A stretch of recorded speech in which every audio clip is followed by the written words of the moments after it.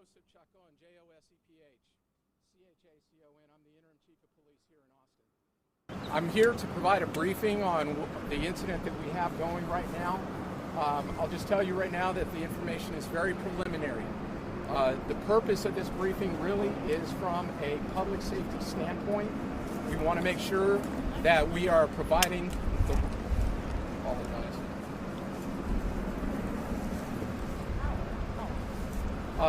I want to provide this information for the public so that we make sure that they have the information they need to keep themselves safe. Behind me I have, these are the other agencies that are involved in this investigation right now: the Austin Fire Department, Austin Travis County EMS, the local chapter of our FBI is here, the U.S. Marshals, Department of Public Safety, and the Round Rock Police Department are here to support. I'm going to start with the timeline of the events that happened starting early this morning. Approximately 11:42 a.m., a 911 call came in on what is called a shoot, stab, hot shot. It is our highest level priority call. That means that either someone's been stabbed or shot, or shots were taken. Came in the area of Great Hills Trail and Rain Creek Parkway. At that time, our officers began en route, running code, lights and sirens, and arrived, the first officer on scene, at 11:46 a.m., 4 minutes later. At that time, at that same time mark, 11:46, a reverse 911 activation was sent out in this area for all residents to know that we had a shooting that had taken place and to shelter in place. When officers arrived, they located 3 people who were injured and ultimately have been pronounced deceased. All 3 are adults. We have 2 Hispanic females and 1 black male. Our suspect, at this point, we think we know who it is, and he is identified, and I will be putting his name out because it is a matter of public safety at this point, because at this point he is still not in custody. He is tentatively identified as Stephen Nicholas Broderick. Stephen Nicholas Broderick. He's a black male, 41 years of age. He's described as being 5'7" with an average build.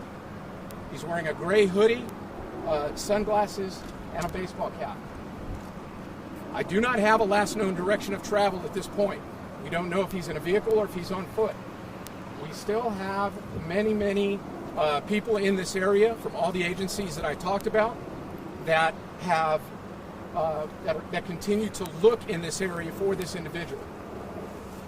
I'm sure you can hear the helicopters that we have overhead that are checking in the area, as well as people on the ground. What we're asking from the residents in this area is continue to shelter in place. This is still an ongoing and active investigation, and we do not have this individual in custody yet. We would ask, if you have your neighbors' phone numbers, call or text them, check on them, and make sure that they're okay. We are concerned that he might possibly take a hostage and be himself sheltered somewhere waiting for us to leave. And most importantly, if you see something or you have information regarding this incident, call 911 and please pass that information along. We will be putting out updates as this goes on to make sure that we keep everybody as up to date as we can. At this point, I'm going to go ahead and pass it over to the fire department to go ahead and give a brief update, and then once the agencies have had an opportunity to provide any updates, then I'll come back up and we'll answer any questions. I'll just tell you that is basically the preliminary information I have right now.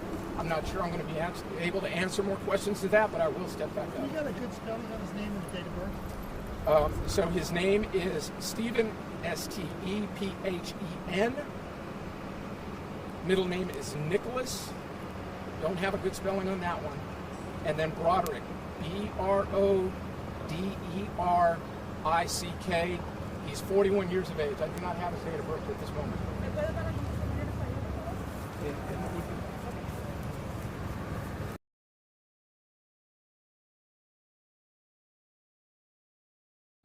Jeffrey, Kennedy.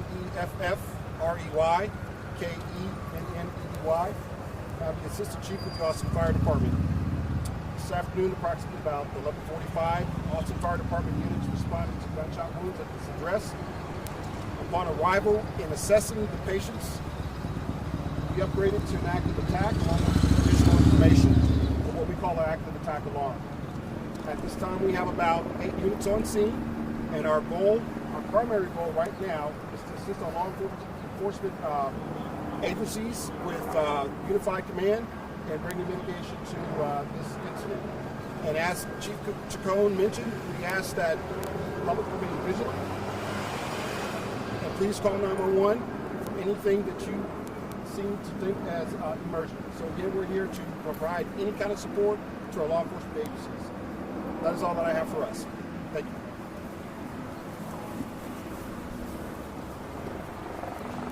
Commander Mike Benavides, Austin Travis County EMS PIO. Mike, M-I-K-E-B-E-N-A-V-I-D-E-S.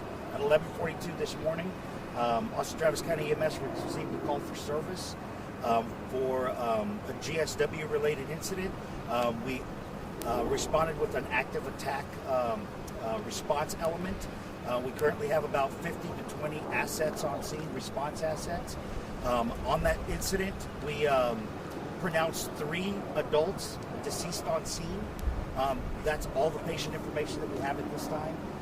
The only other thing that we want to alert the community about is that in this immediate vicinity, with the law enforcement presence and the road closures, if you have a call for 911 EMS service, you will receive an alternative response element that will respond with medical, that can provide you your medical needs and your emergency issues. But it may not be an ambulance, so just be prepared that in the event you have to call 911 for an ambulance, you may receive an alternative response element. And that's all I have. Chief Chacon. Okay, just a couple more items to your question about his date of birth. It is April 12th, 1980. April 12th, 1980. We will also be providing a photo to all of our media partners of this individual. If you see him, he is considered armed and dangerous at this point. And as I said, we still do not have this scene completely under control. Obviously, this is a tragedy. We have people who have lost their lives out here. We're going to be doing our very best to conduct the best investigation that we can, and also to get this person into custody as quickly as possible, and hopefully with no further loss of life. I'll go ahead and take a couple questions. Chief, can you confirm that the suspect is a former law enforcement officer with the Travis County Sheriff's Office? We do have some preliminary information that he might be prior law enforcement, but I don't have that confirmed to me at this time. This is a domestic attack. Do we know how he knew the victims? Thank you for bringing that up. So we are not classifying this as an active shooter at this point. Our preliminary investigation indicates that he did know the victims and that it was certainly targeted to them. However, I would say that the danger still remains high at this point, and we want to make sure that people understand that part. Do we know how they knew each other? I don't have that information right now. Not to my knowledge. Do we know if any children were involved in this incident? Do we know if any children taken by this person? We had information that there was a child that was involved. However, that child has been located and is safely in custody right now.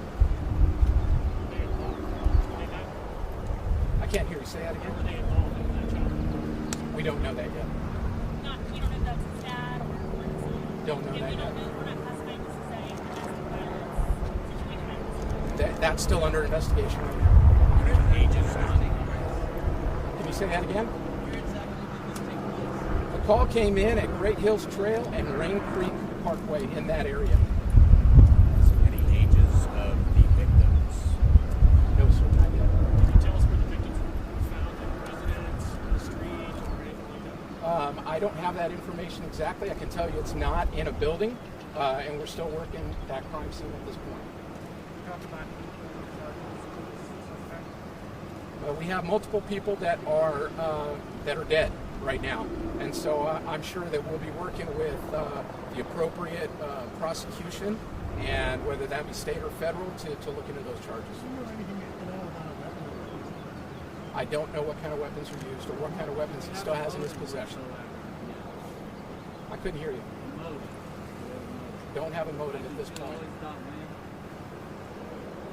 Could you speak to his criminal background?